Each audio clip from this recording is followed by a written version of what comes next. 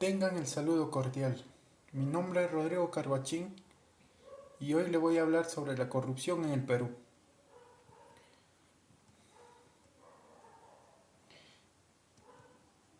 El contexto de la organización, la corrupción puede ser abordada desde dos perspectivas, que en absoluto son antagónicas, más bien creo que pertenecen en un tipo de relación de género a especie. En efecto, por un lado, es posible entender la corrupción como actos o manifestaciones concretas del uso particular de la función pública, delimitados en la legislación administrativa o penal. El análisis de caso propuesto. La corrupción es hasta en la actualidad uno de los problemas más preocupantes para la población peruana y afecta directamente la legitimidad de las instituciones públicas, manera de medir la inmediación de la corrupción en un país y a través del índice de percepción. Si bien esta medición puede reflejar ciertas subjetividad, es importante tenerlo en cuenta. Sobre las leyes injustas y su obediencia en Sócrates. Sócrates, el famoso filósofo griego, aborda el tema de las leyes injustas y la obediencia.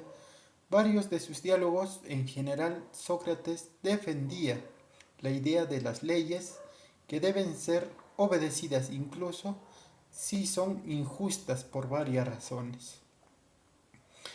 Sobre la democracia como política corrupta en el buen gobernante a partir de la teoría de las ideas de Platón. Se pretende entender los argumentos que tiene Platón, como el régimen del democrático, del especial detalle que deberá hasta el punto su crítica continúa siendo válida para la constitución democráticas modernas. Las obras serán mayoritariamente de la República, y en la medida las leyes entre los temas centrales estarían la reflexión sobre la caverna y el Estado civil, la predominancia de la opinión sobre la sabiduría y la tiranía en la mayoría que llegará con la continua derejación del Estado. Se trata también de la tensión entre un filósofo de la innovación contra la costumbre, sobre la justa y la moral en la ética aminocado de Aristóteles. La virtud de la justicia en Aristóteles ha sido objeto de discusiones en varias de sus tres éticas, ética y nimocado, ética de Eudemo y la Magna Moralia, que compone tratado sobre la moral, las virtudes de las bases de su pensamiento ético, y en ellas justicia tiene una marcada relevancia, y en la retórica se describen las diferencias de la oratoria, y se hace una descripción sobre la justicia y el papel de los jueces.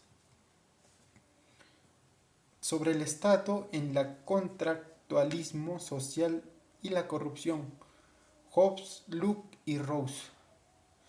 Las teorías del contrato social, por lo menos desde Thomas Hobbes, pasando por John Hobsbawm hasta Immanuel Kant, asimilaron que sociedad y Estado es lo mismo, y han llegado a la sociedad civil y el Estado. Y la sociedad civil y el Estado político aparecen delimitadas. Estas teorías trataron de explicar el origen de la sociedad, del poder de la autoridad, de la vida política. Más precisamente buscaron justificar la necesidad de la convivencia de sí misma. Para lograrlo acudieron a la hipótesis del tránsito del ser humano desde un punto de la naturaleza, originario, primogenio, hasta el estado civil, paso a paso posible gracias a una medida al contrato social o en otros términos, de acuerdo a un consenso entre individuos. Sobre la sobre el deber moral de Kant. En la ética kantiana ha sido conocida generalmente como ética del deber, el deber ser. Según Kant, la necesidad es una acción por respecto a ley. El conocimiento debe competir a todos los hombres, incluso al más vulgar. No hace falta ni la ciencia ni la filosofía para saber qué es lo que se debe hacer para ser honrado y bueno, hasta sabio y virtuoso. Los conceptos morales tienen su asiento en la razón humana, más vulgar tanto en las más altamente espectacular. Según Kant, conocer la ley moral y todas las acciones manda no es por tanto un esfuerzo teórico de deducción, sino una cuestión práctica cuya dificultad no consiste en el conocimiento, sino en el esfuerzo moral. En las conclusiones y la propuesta de solución. Mi propuesta es fortalecer los equipos especiales de alto nivel de lucha contra la corrupción del Poder Judicial y del Ministro Público, exhortando que jueces y fiscales actúen con mayor objetividad, endurecer los principios para contratar el Estado, sancionar duramente los actos omisos de función. La solución sería ejercer nuestros derechos. En primer paso, conocer un tipo de corrupción que existe en cada tipo. Decir no. No solo bastan en conocer los tipos de corrupción. Los ciudadanos y también debemos aprender a negarnos a estos actos, denunciar y organizarse. Gracias.